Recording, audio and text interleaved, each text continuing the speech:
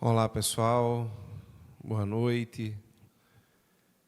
É uma alegria estar aqui com vocês para falar sobre esse tema tão importante, que é o tema da catequese familiar, né? Desde já agradeço ao Padre Fábio pelo convite de estar aqui e espero que a minha participação junto com vocês e com outras pessoas que não puderam estar aqui hoje, ou vão chegar atrasadas, enfim, possa, que assistirão depois, né, que essa presença e essa formação que eu vou dar possa servir e dar muito fruto na vida de vocês. Vamos iniciar em nome do Pai, do Filho, do Espírito Santo. Amém. Inspirai, Senhor, as nossas ações e ajudai-nos a realizá-las, para que em vós comece e para vós termine tudo aquilo que fizermos, por Cristo, Senhor nosso. Amém.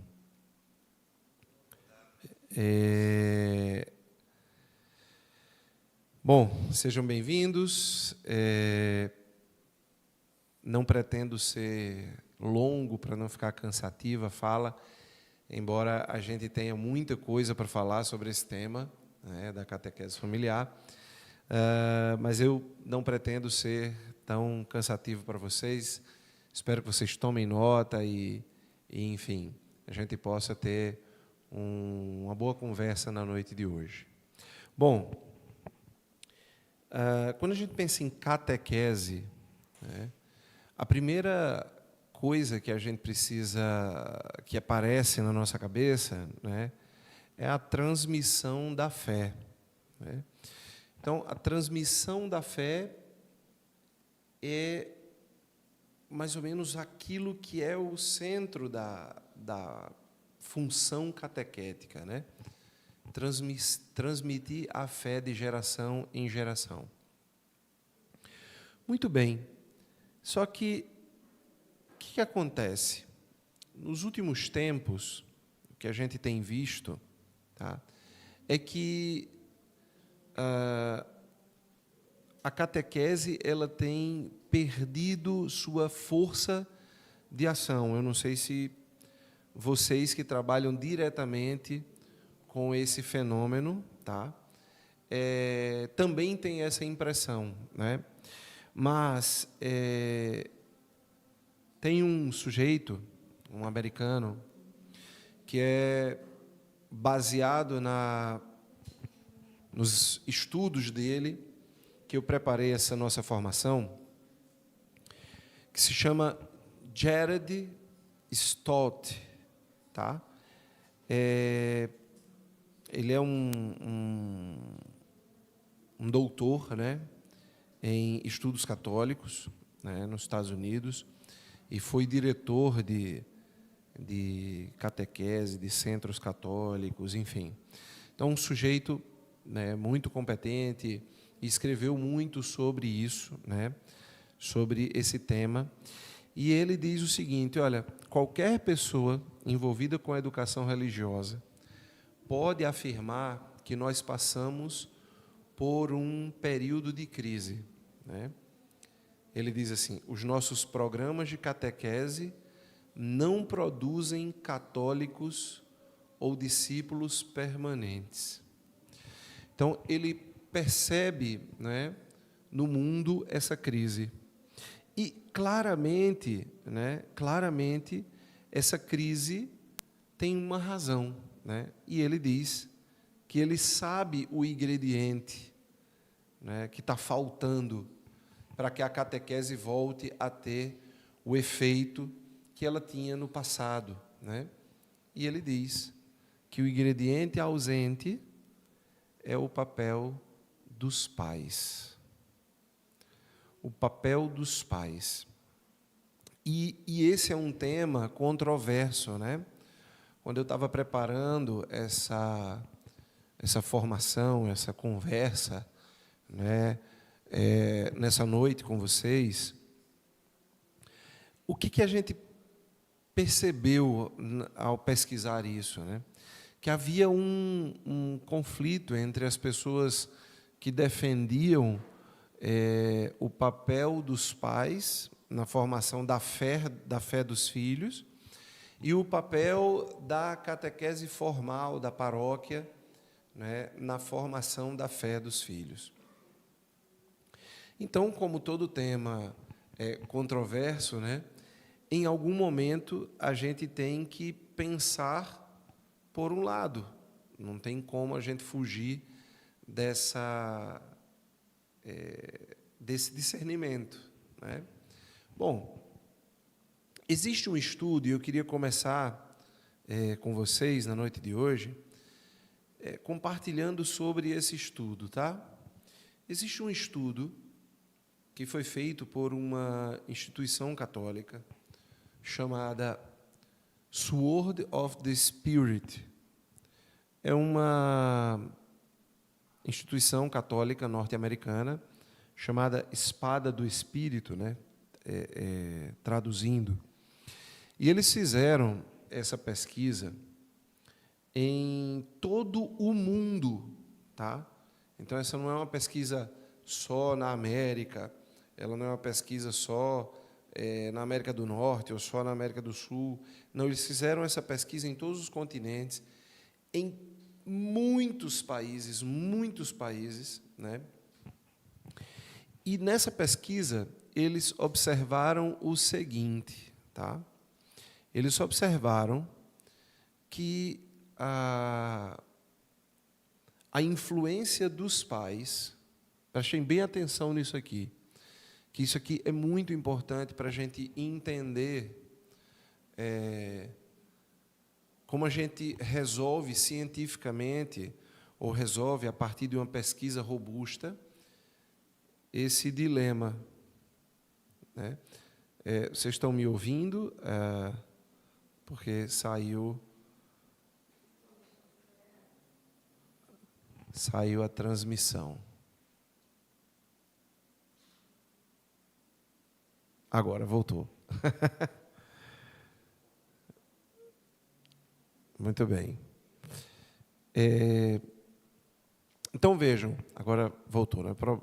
Problemas técnicos, mas já recuperados. Essa pesquisa, né, que foi feita em dezenas de países, ela mostrou o seguinte, pessoal, e eu quero que vocês tenham isso com muita atenção. Ela mostrou que a influência dos pais nos filhos, não só em termos de fé, tá? Não só em termos de fé, a influência de um modo geral, tá? Na vida dos filhos, ela vai do zero, da idade 0, até os 12 anos de idade, como preponderante, tá? Como preponderante. Então, imaginem que eu tenho aqui, tá, uma curva que ela vem do 0, tá, e ela vem até 12 anos, ok? Até 12 anos, do 0 até 12 anos, a influência total dos pais. Eu tenho aqui a igreja, eu tenho aqui os pais e tenho aqui embaixo a igreja, tá? Esse é o gráfico. Os pais e a igreja. Os pais estão aqui em cima com a influência total e a igreja com a influência 0, meus amigos. Pasmem, tá? Então, uma pesquisa robusta, feita em dezenas de países, tá? E demonstrou claramente que a influência dos pais nos filhos até 12 anos é total e da igreja é mínima, tá? Mínima. Ou seja, do 0 aos 12 anos, a gente pode ter absoluta certeza que o resultado da nossa ação eclesial, ela está profundamente condicionado ao resultado da vida dos pais com a igreja. Então, não sei se vocês estão me entendendo, tá? Mas o que eu estou querendo dizer, e aí o Stott, né? O Stout, que eu falei, né, que era o teórico que eu estou usando aqui, ele diz uma coisa muito interessante, tá? Ele diz que, né, ele usa uma pesquisa, tá, que ele fez, onde ele diz o seguinte, prestem bem atenção, tá? Ele diz o seguinte, que, deixa eu achar aqui, ele fez alguns estudos que demonstraram o seguinte, prestem atenção nesses dados, tá? Eu vou trazer dados por enquanto, para depois a gente falar mais diretamente sobre as coisas. Estudos que o Jared Stott fez revelam que se os pais não praticam a fé, é muito improvável que os filhos a pratiquem na vida adulta. Prestem atenção nisso, tá? Ele diz claramente que estudos revelam que se os pais não praticam a fé, é muito improvável que os filhos a pratiquem na vida adulta.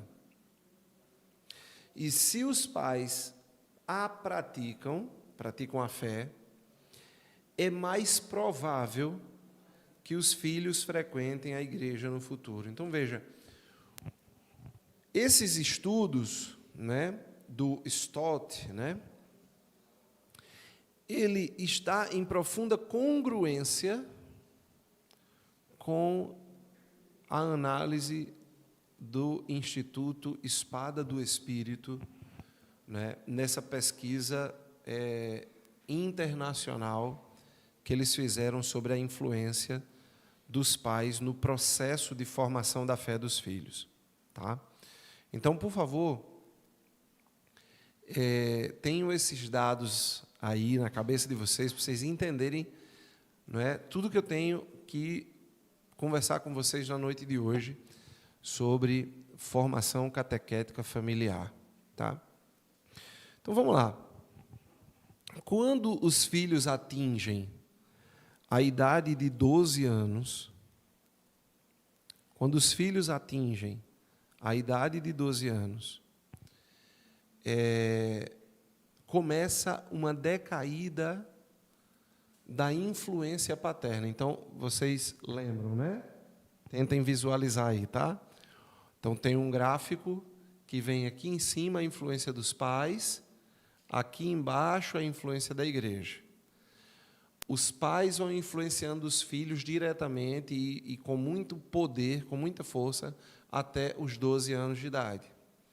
Com 12 anos, esse gráfico começa a cair, até que mais ou menos aos 18 anos, também a influência dos pais se torna nula. Tá? Então, vai tendo uma decaída dos 12 aos 18 e a influência dos pais fica praticamente nula. Tá? E é nesse momento que eles entenderam que com 12 anos, tá, a igreja precisa mais ainda entrar em ação para poder assumir o protagonismo dessa influência e se tornar a principal instituição que influencia a vida daqueles adolescentes, jovens e adultos. Tá?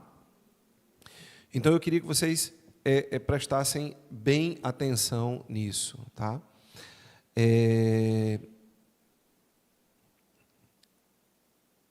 Vocês sabem que, né, não sei se todos sabem, né, eu acabei nem no começo me apresentando muito bem, mas eu me chamo Andrei, para quem viu só no banner, só está meu nome lá, né?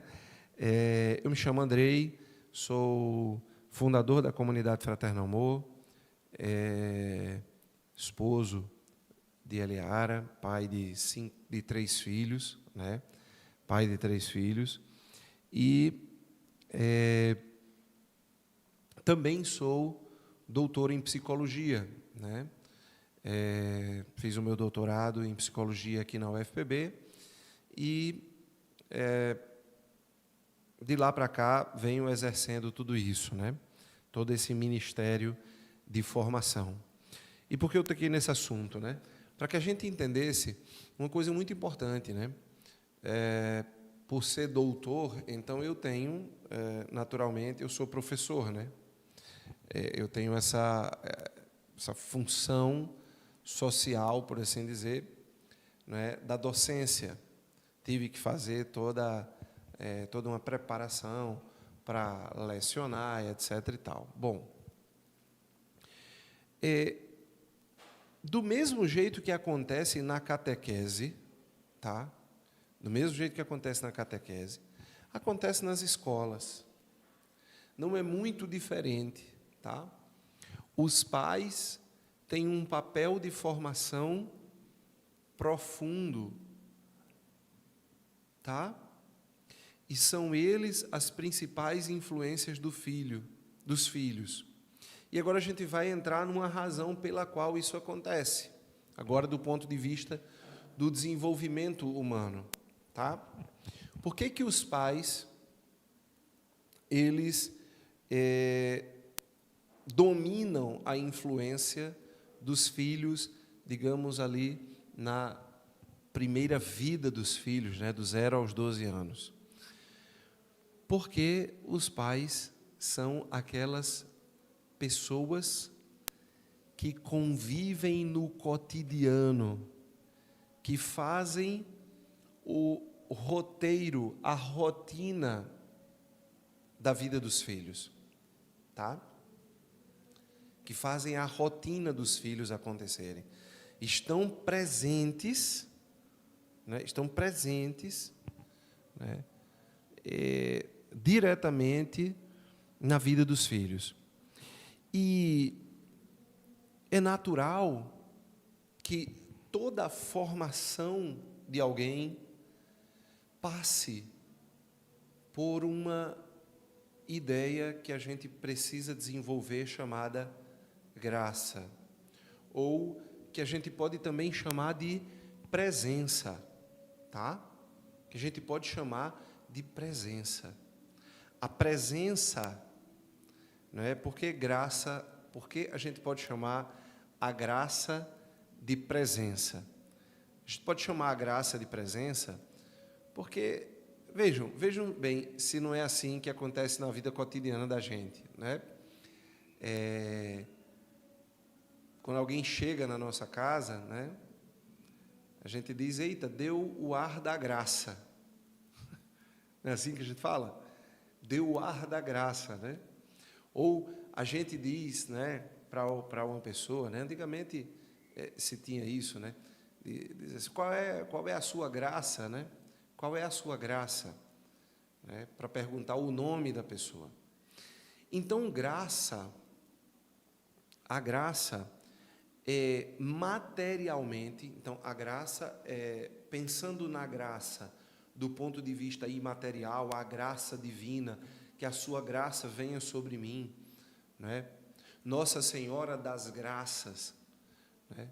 Quando esta graça encarna no mundo, quando ela se torna material, tá? Quando ela se materializa, ela sempre se materializa através de uma presença, tá? Sempre através de uma presença.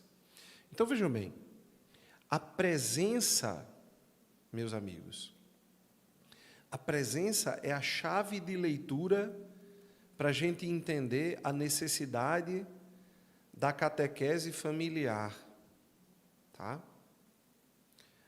Porque a presença é a fonte, tá, da salvação ou da condenação de alguém. Andrei, como é que a gente pode dizer que a presença ela pode ser a fonte da condenação ou da salvação de alguém? Vamos lá no Gênesis, né? Quando Eva se apresenta para a serpente, ela chega lá na árvore que está no meio do jardim, a árvore do bem e do mal, do conhecimento do bem e do mal.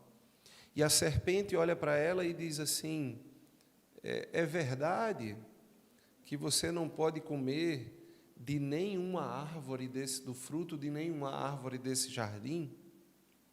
Veja aqui como é ardilosa, né? E aí Eva diz assim: não, peraí, não é de todas as árvores que eu não posso comer, é apenas desta. Apenas esta. E Eva diz assim, e a serpente diz assim: você sabe por quê que Deus não permite que você coma da árvore que está aqui no centro do jardim? E Eva diz não, né? E ela diz: é porque se você comer da árvore que está no centro do jardim, você vai ser como Deus. Você vai ser como Deus. E Eva, então, vai olhar para aquilo que a alma dela estava inclinada para ser, né?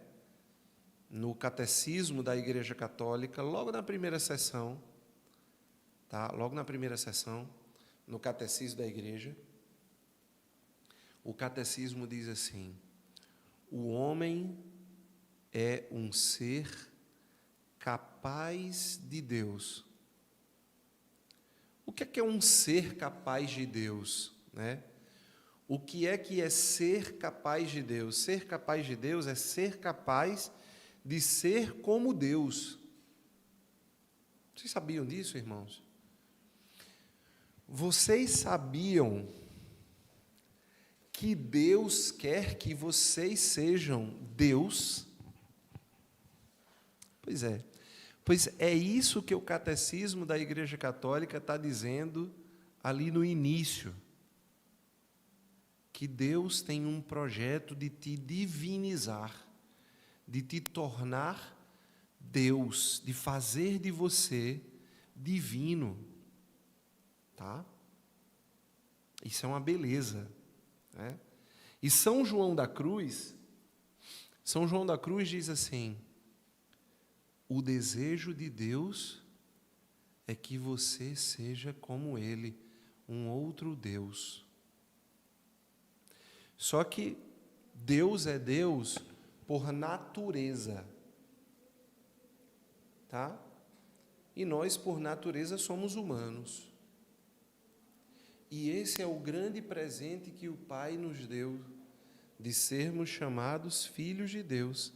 E nós o somos, diz a carta de São João, né? A epístola de São João. Ora, ser filho de Deus é ser um outro Deus. Só que nós seremos por participação, né? Deus é por natureza e Ele nos faz Deus, Ele nos faz divinos por participação. Veja que coisa bonita, né? Que coisa profunda.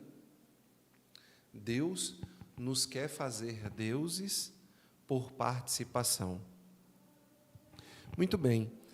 E aí, Eva já tinha na alma dela um destino. Vocês entendem?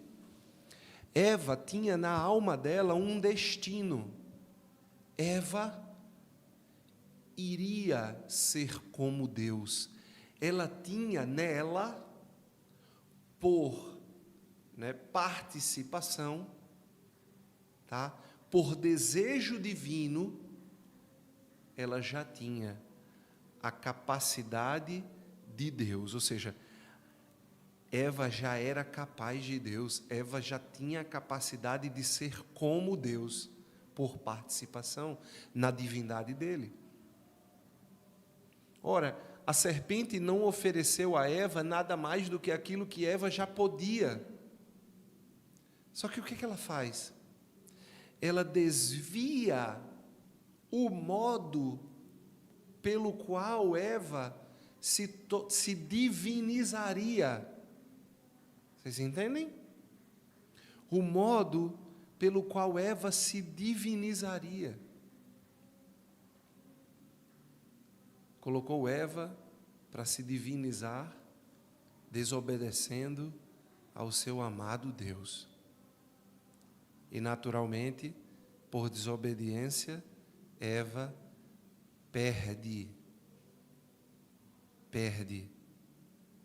perde-se, né?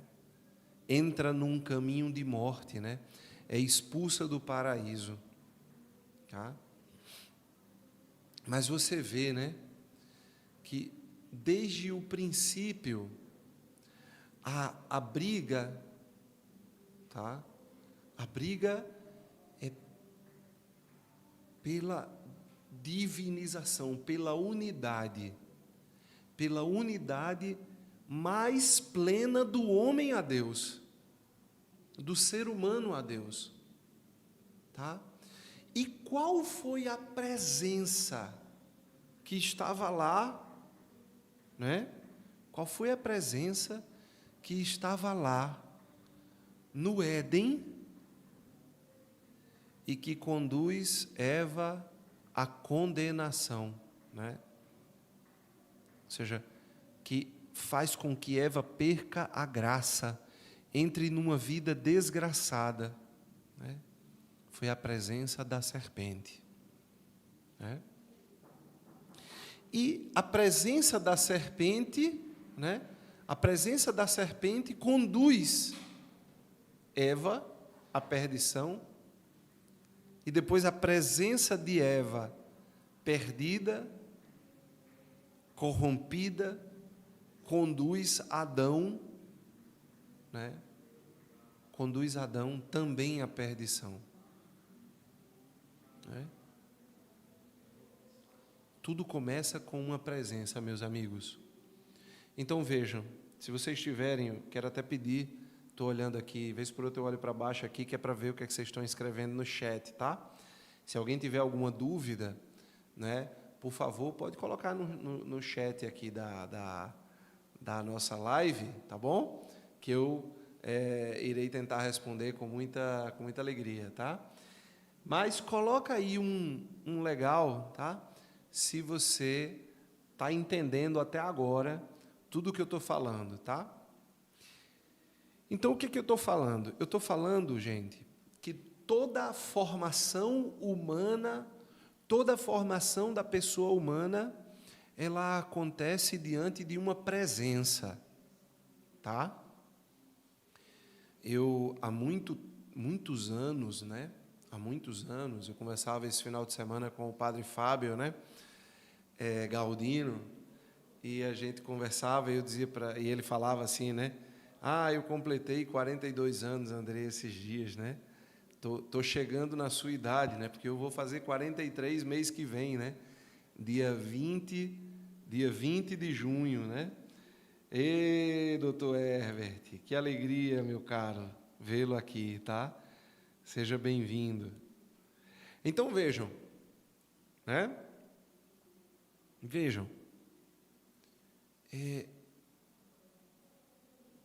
eu formo pessoas há muitos anos, vou fazer 43 anos, né, no mês que vem, no dia 20 de junho, até aceito que vocês, né, possam ir lá no meu Instagram e me desejar parabéns no dia 20 de junho, tá? Eu gosto de receber parabéns, eu gosto do meu aniversário.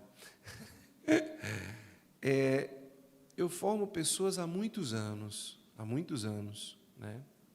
E claro que nesses mais de 20 anos que eu formo pessoas, eu já errei muito, tá?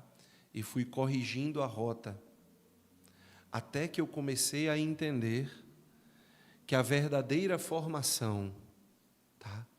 Que a verdadeira formação se dá diante de uma pessoa, diante de uma presença, diante de uma pessoa, tá? que tem a estrutura que eu preciso ter. Vocês entendem isso? É assim que acontece a coisa, tá? Então, qual é o grande problema? Vamos lá. Se juntem comigo aqui, tá? Se eu estou dizendo a vocês que a formação verdadeira, ela não é uma formação intelectual apenas, tá? E o que é que acontece na catequese formal? O que é que acontece na catequese formal? O que acontece na catequese formal, tá? É que a catequese formal trabalha o nosso intelecto, tá? A catequese formal trabalha o nosso intelecto. Os artigos da fé são apreendidos pela nossa razão, pelo nosso intelecto, né? Mesmo que essa catequese ela seja autodidata, quando eu abro lá o catecismo da Igreja Católica, né, de João Paulo II, ou de São Pio X, ou releituras, né, de outros estudiosos, quando eu abro, né, isso e eu começo a estudar os artigos da fé, e eu começo a apreender, tá, a fé católica, eu apreendo cognitivamente, racionalmente, intelectualmente, tá? Então eu consigo olhar para essa imagem, por exemplo, aqui, ó, da Virgem Maria, tá? De Nossa Senhora Aparecida, né? Eu consigo olhar para essa imagem e dizer: eu creio na Imaculada Conceição. Eu creio que Maria foi concebida sem pecado, né? Eu creio que ela foi concebida sem pecado. Intelectualmente eu consigo entender isso, tá? Mas o problema, meus irmãos, é que a gente tem um troço chamado corpo, tá? A gente tem uma coisa chamada corpo, chamada matéria. A gente tem uma materialidade. A gente não só tem um intelecto, a gente não está apenas na dimensão, não é, imaterial da vida humana, da dimensão angélica, né? Santo Tomás de Aquino, ele dizia uma coisa interessante, ele dizia assim, olha, o ser humano é um composto, né?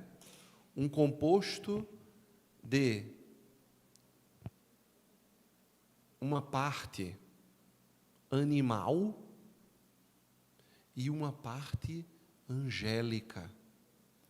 O ser humano é a união entre a animalidade e os anjos.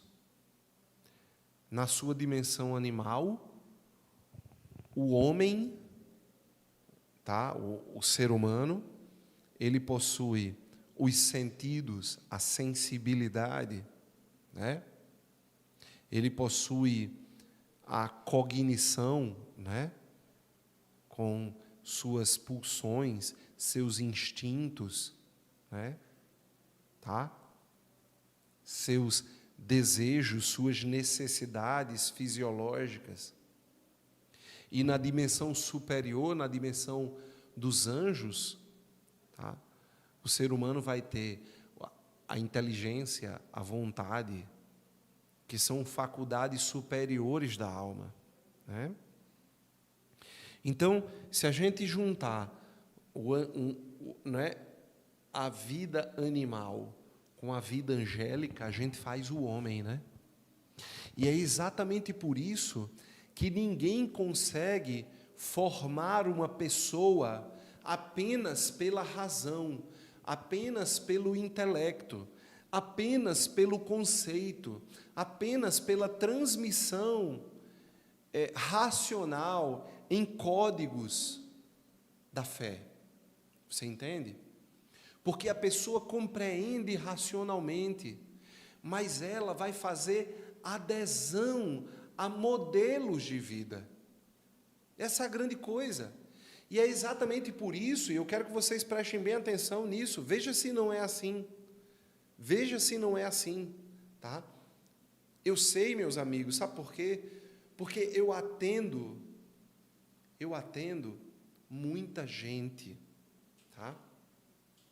Eu atendo muita gente.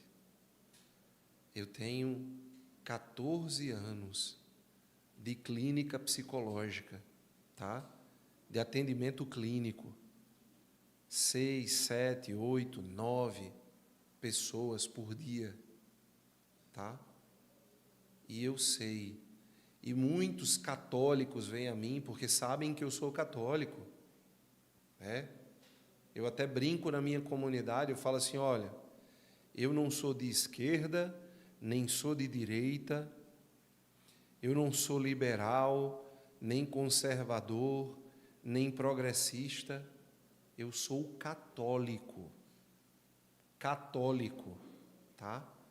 Eu sou católico, né?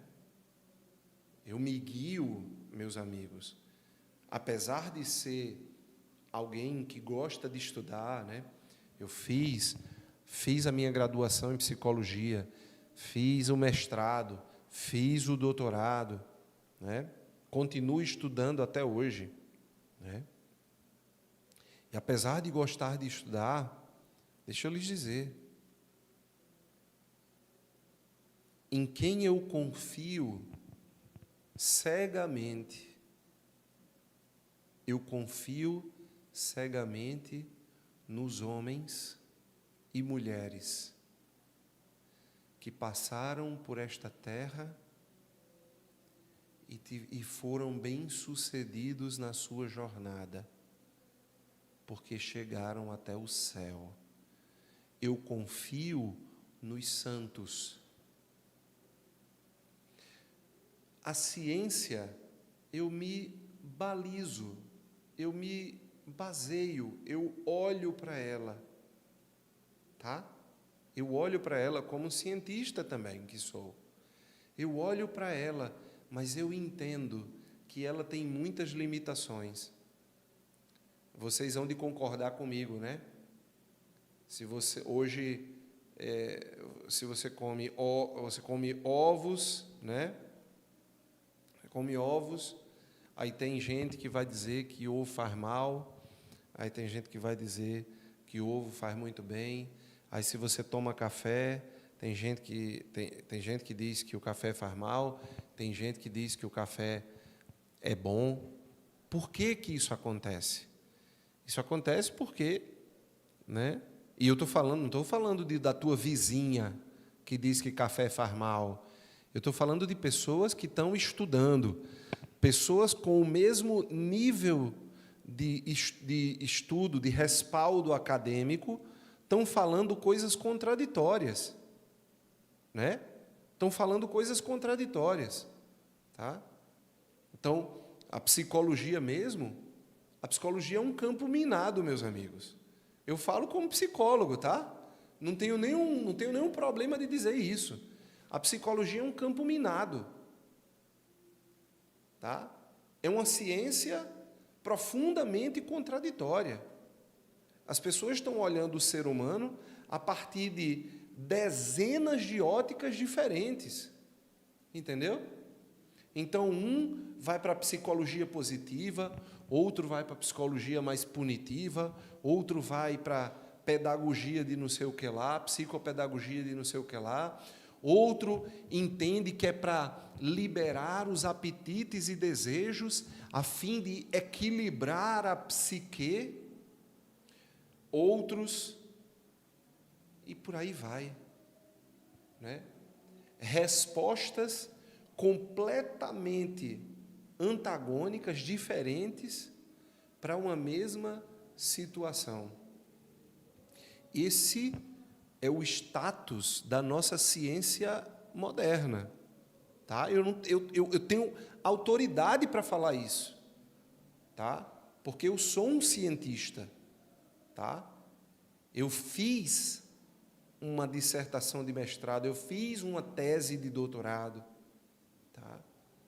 Eu escrevi artigos científicos que foram publicados em revistas que a gente chama de Qualis A.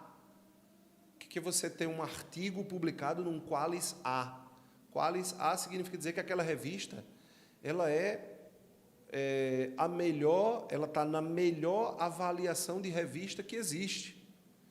Então, como cientista, eu estou aqui dizendo para vocês humildemente, eu olho para a ciência consciente de toda a limitação que ela tem. Tá?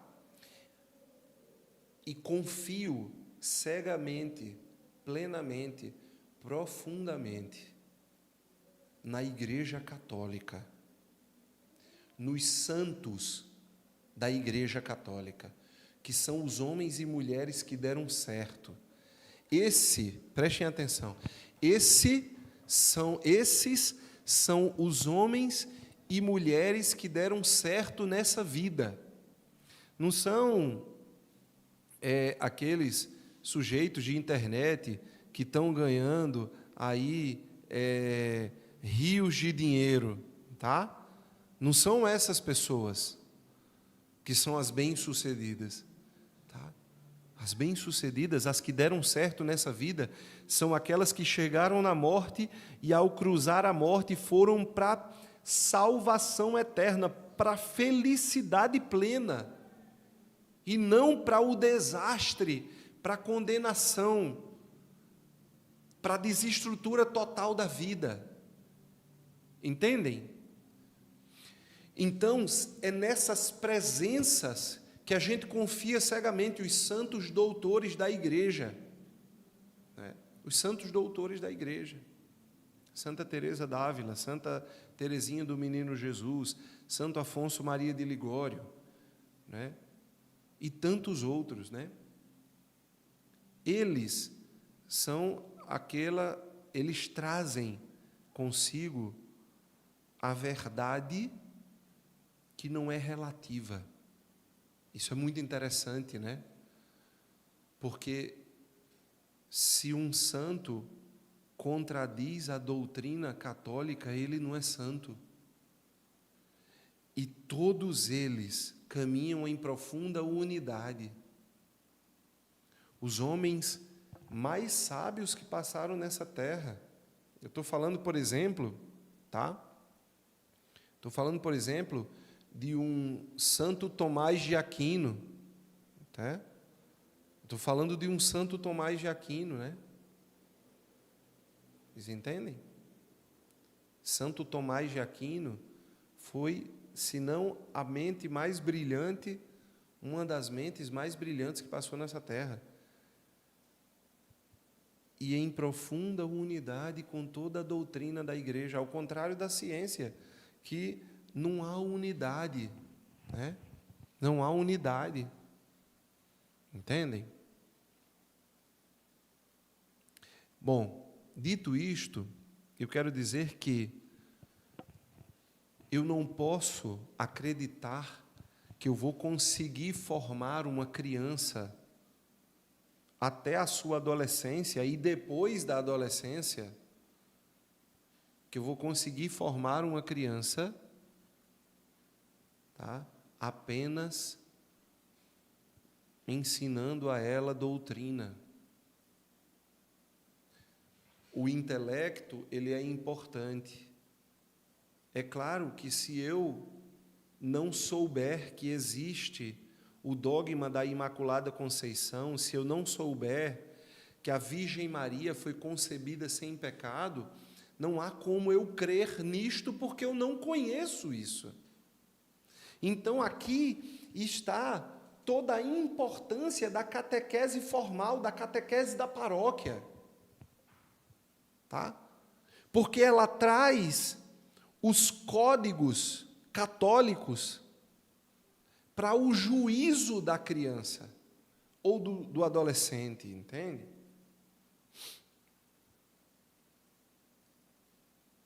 Mas a questão é que essa é uma parte da formação, tá? Uma parte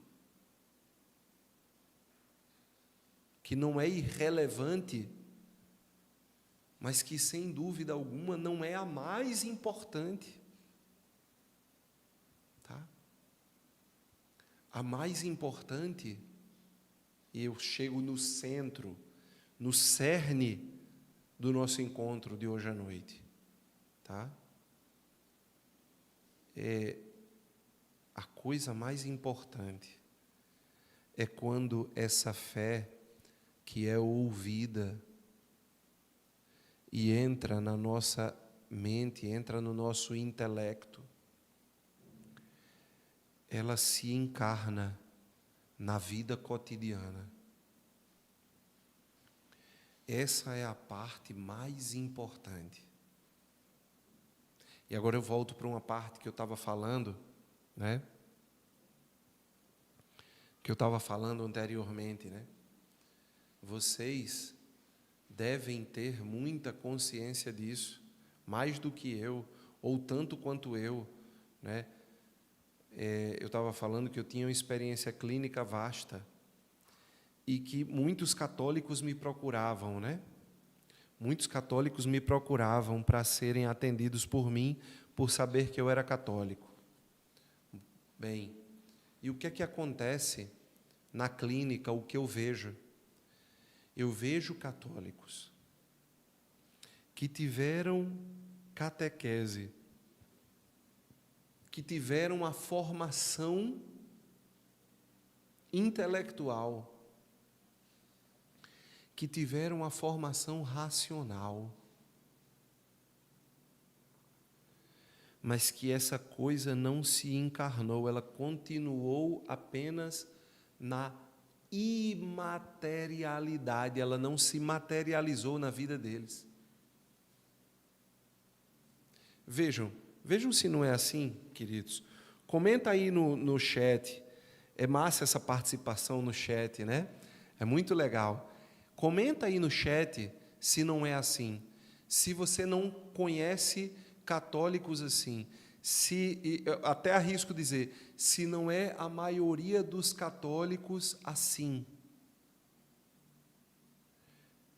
Conhecem boa parte da doutrina, boa parte dos dogmas católicos, mas têm costumes, hábitos, comportamentos diários baseados em outras coisas. Não é assim. Não é assim. Né? É claro que na Crisma, por exemplo, a gente fala de castidade, né? A gente fala de castidade na Crisma. Né? Fala sobre guardar a castidade, né? Guardar a pureza, né? Ter relações sexuais só depois do casamento, porque é isso que ensina a igreja, né? Os jovens ouvem isso, né? E continuam indo para motel, né? Trocam a missa dominical pelo festiverão. Eu moro lá em Intermares, né? Eu moro lá em Intermares. Né? Homens que eu conheço trocam a missa dominical pelo jogo de futebol, pelo churrasco com um amigo, né? Pelo aniversário do parente, do filho, de não sei quê. Ora, mas ele sabe que é preceito sobre pena de pecado mortal faltar à missa dominical e os dias de guarda da igreja. Ele sabe, né? Mas ele se comporta de uma maneira diferente. E claro, eu estou falando de quem está infringindo determinados códigos, né? Mas não precisa nem ser isso. O comportamento. O sujeito tem no intelecto, né? O sujeito tem no intelecto, tem na razão a formação, mas não tem na vida prática. Porque na vida prática ele se baseia, tá? Na atriz da novela, no personagem, né, da série que ele assiste, né,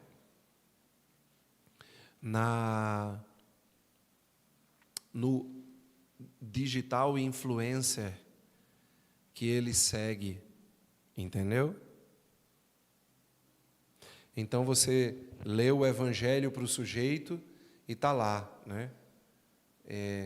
Não ajunte tesouros aqui nesta terra onde, né, a traça come e o ferrugem, né, corrói. Junte tesouros no céu, né? E aí o sujeito termina a formação, né, termina aquele dia de catequese, tá? E ele vai assistir a live do influencer digital que é viciado em dinheiro. E aí ele chega lá e começa a buscar, né? A buscar as dicas, né? A vida, buscar ter a vida que o digital influencer viciado em dinheiro indicou para ele. E não aquela vida que a Sagrada Escritura, que foi proclamada horas antes do encontro da Crisma, por exemplo,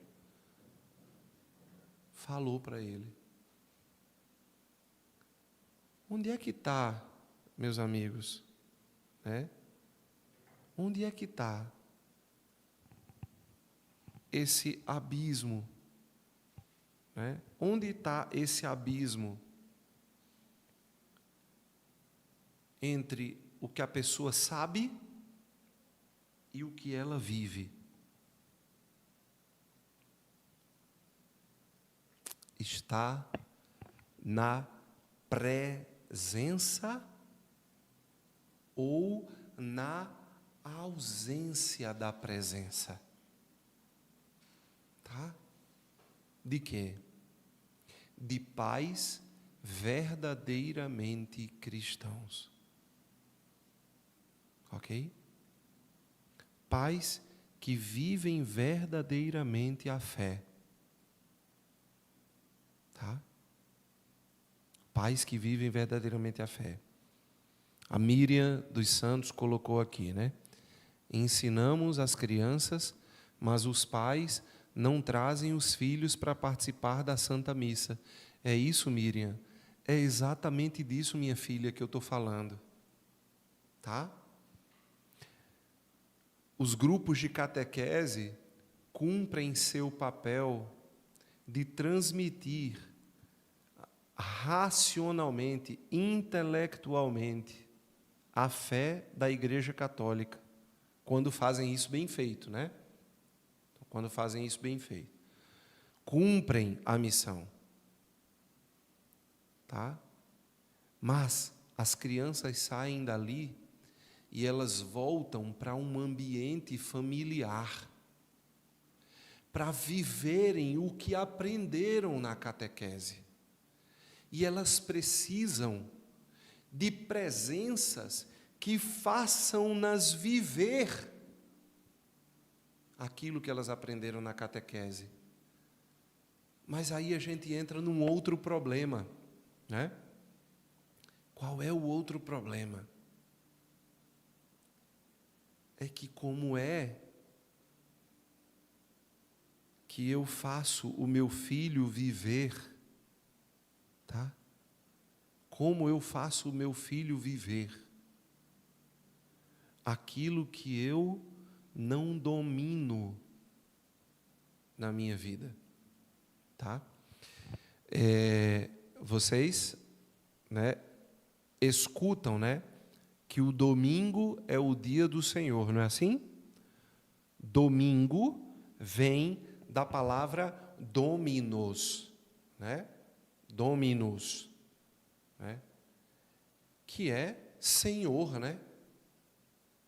E o domingo é o dia do Senhor.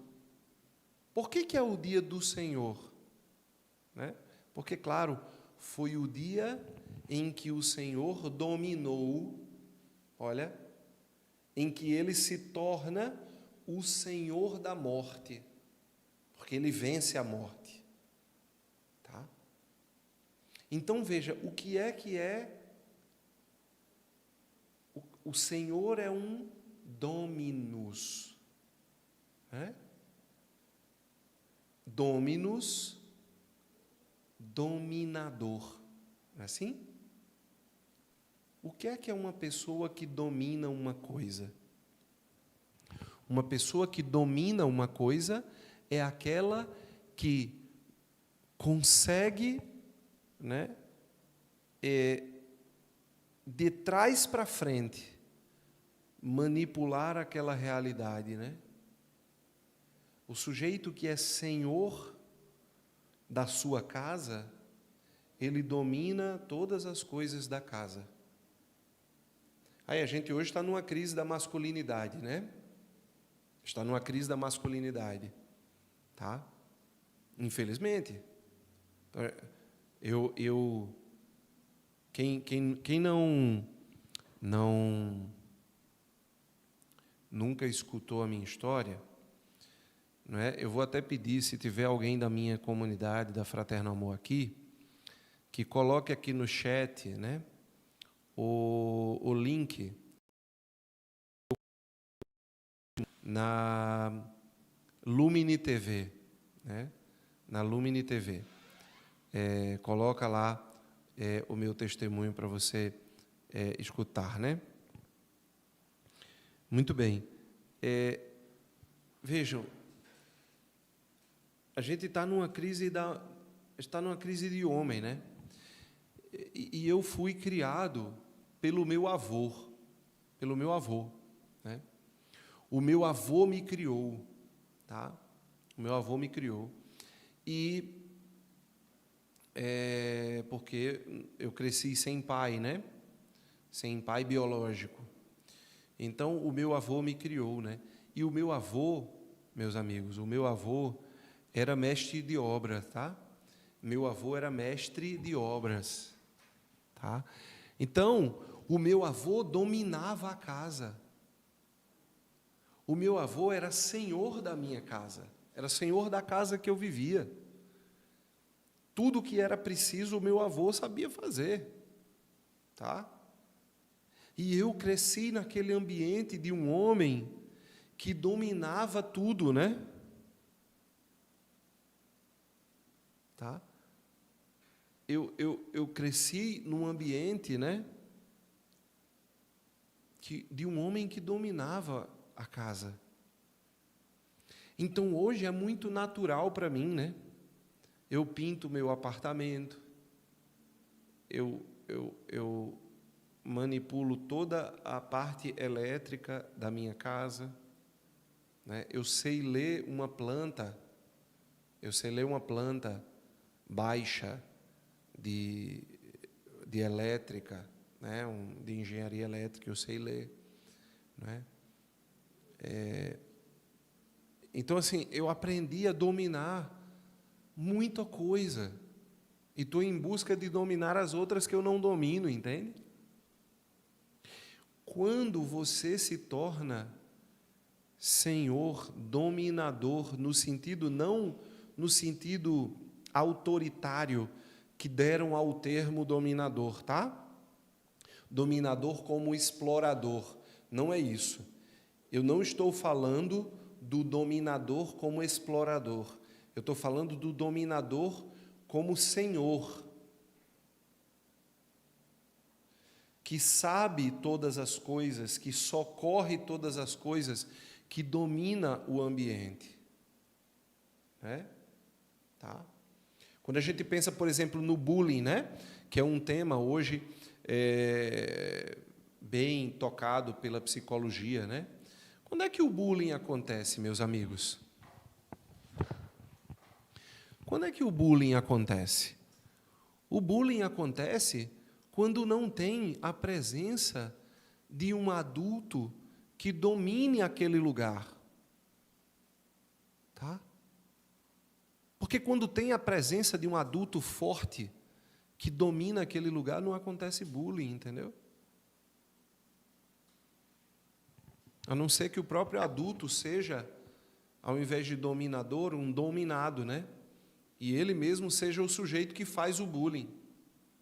Entende? Mas se não, né? Se não, não acontece. Então vamos lá, né? Para a gente ir se encaminhando para o final, né? Para a gente ir se encaminhando para o final.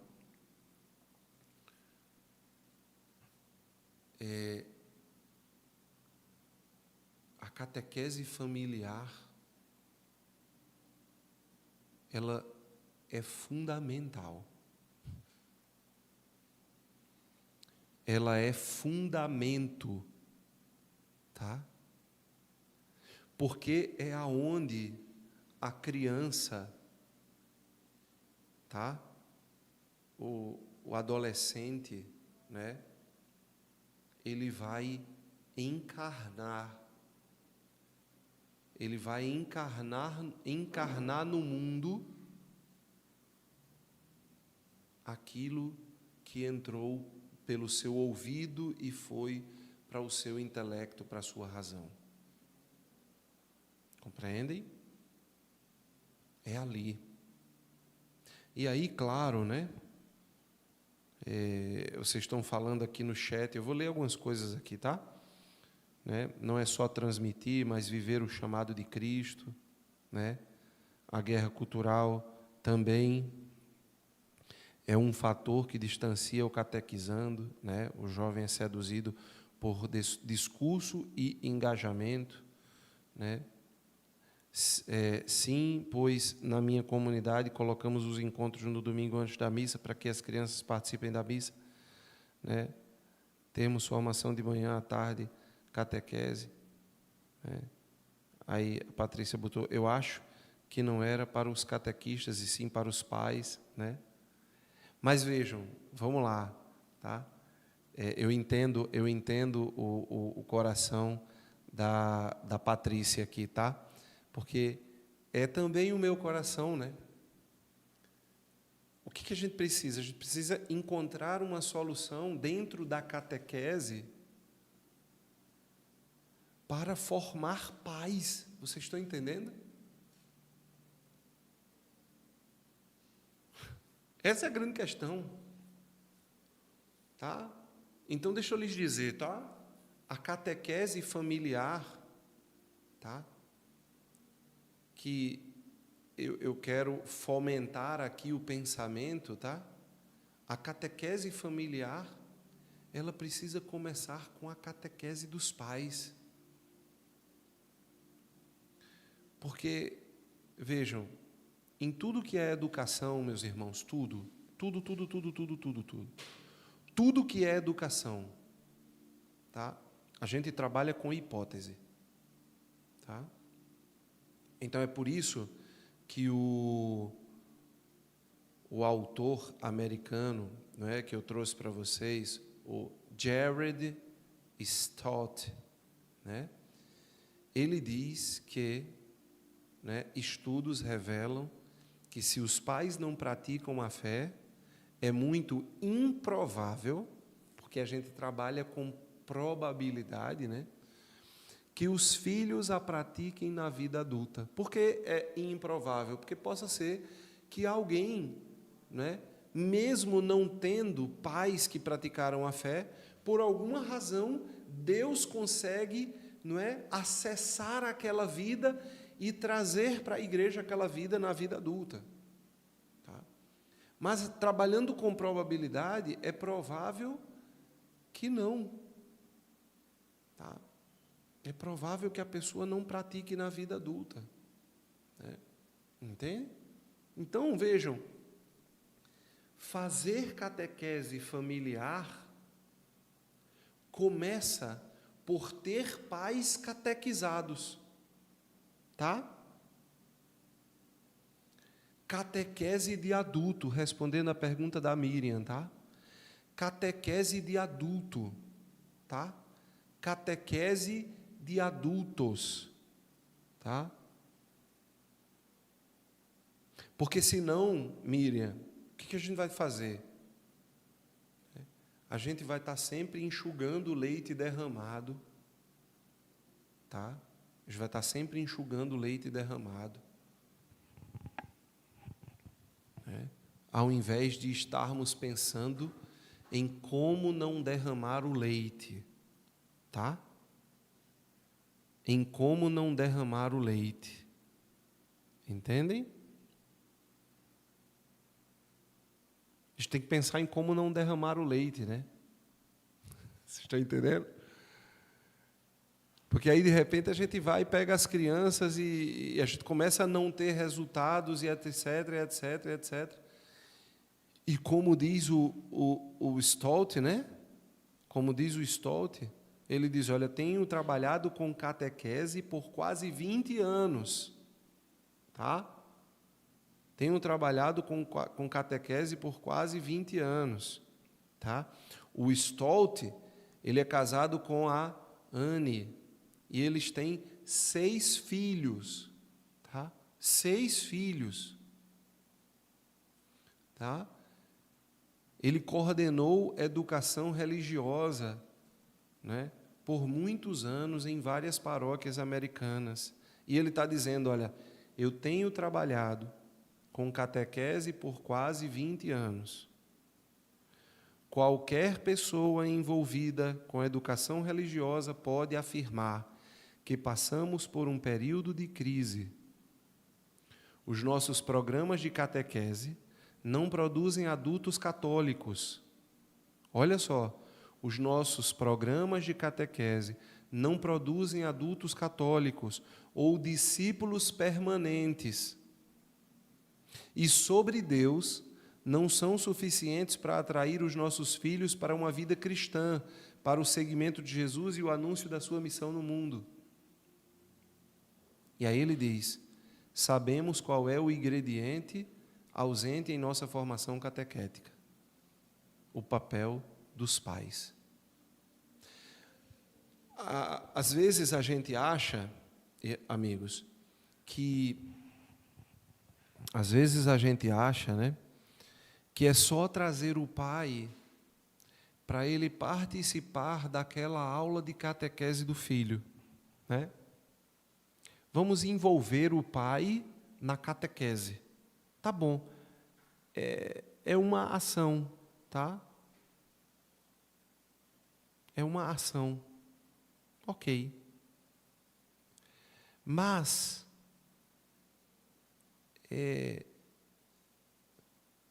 para eles, às vezes, é entediante, né? Quantas vezes eles vão vir para participar daquela aula do filho? Né? Às vezes é entediante, né? Então, a gente precisa investir profundamente, tá? Na catequese de adultos. Tá? Então, aqui é um setor de catequese, né? Eu imagino que exista catequese de adulto. Eu posso estar errado, não conversei sobre isso com o Padre Fábio, né? Mas é preciso investir profundamente, tá? Profundamente na catequese dos pais, na catequese dos adultos, né? E aí, Josélia, né? A Josélia botou como trazer os pais para a catequese de adultos se eles não querem participar. Aí não tem jeito, né?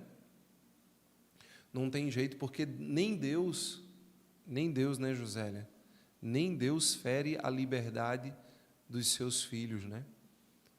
A gente já precisa ter consciência, né?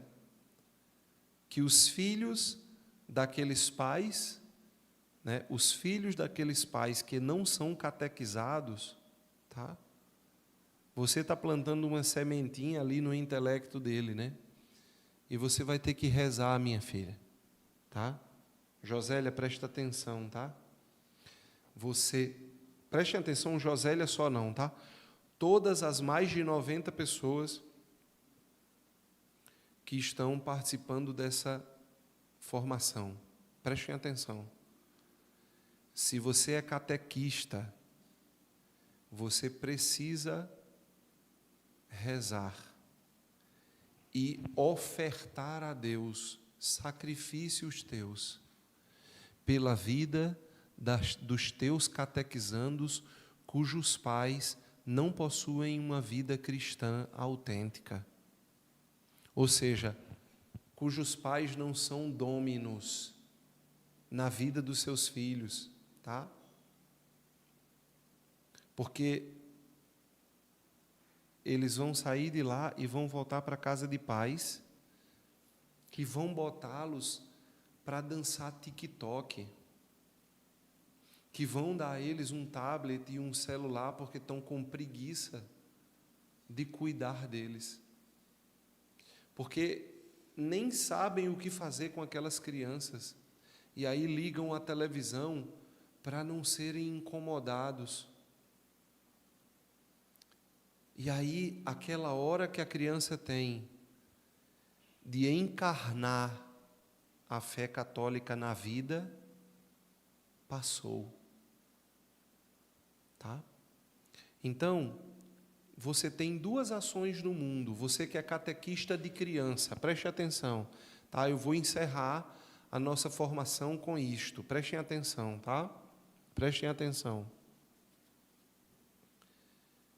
Você que é catequista de criança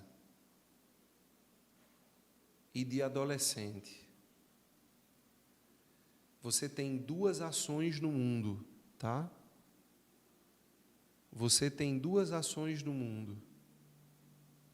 Ensinar aos seus catequizandos a fé católica pela via da razão, tá? E você, preste atenção, catequista, você tem que ser também uma presença evangelizadora, uma presença cristã, uma presença de santidade, uma presença do Senhor, né? Uma presença do Dominus ali, do Senhor, nosso Senhor Jesus Cristo, né? Uma presença do Senhor na vida daquela criança. Você não pode ser faça o que eu digo, mas não faça o que eu faço, tá? Então você tem uma ação no mundo: ensinar com a sua vida e com a sua palavra os códigos da fé católica para aquela criança e para aquele adolescente. E oferecer a Deus como intenção todo e qualquer sacrifício que você faça no dia. Está calor. Ô Jesus, eu ofereço esse calor que eu estou vivendo por fulaninho, Joãozinho, lá da catequese, que os pais colocaram na catequese, mas não querem ter compromisso de vida cristã nenhuma.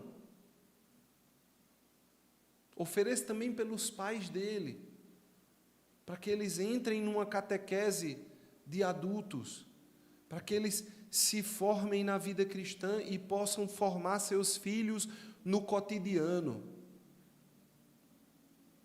Então você tem duas ações, meu amigo catequista, minha amiga catequista: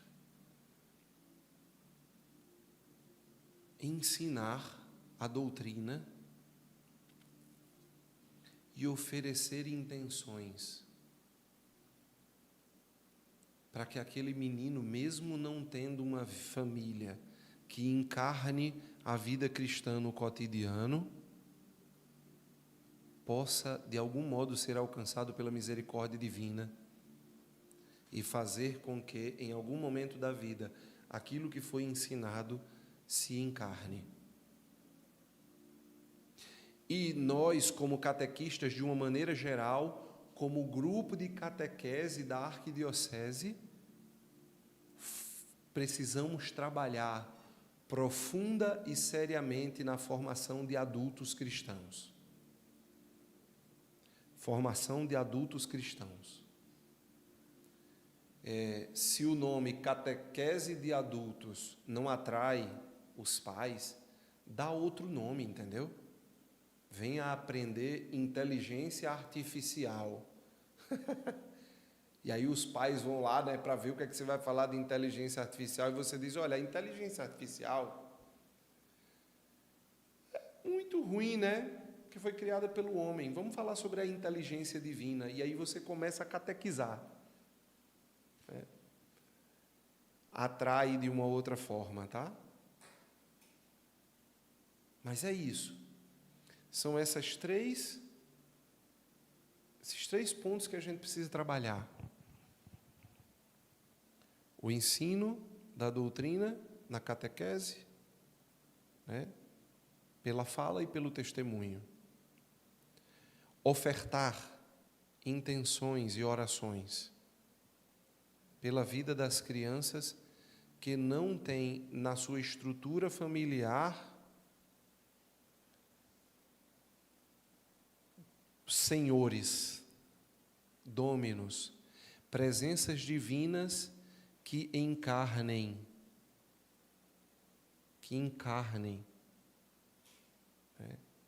a vida cristã no cotidiano das crianças. E trabalhar seriamente na formação de adultos. Tá bom, meus queridos?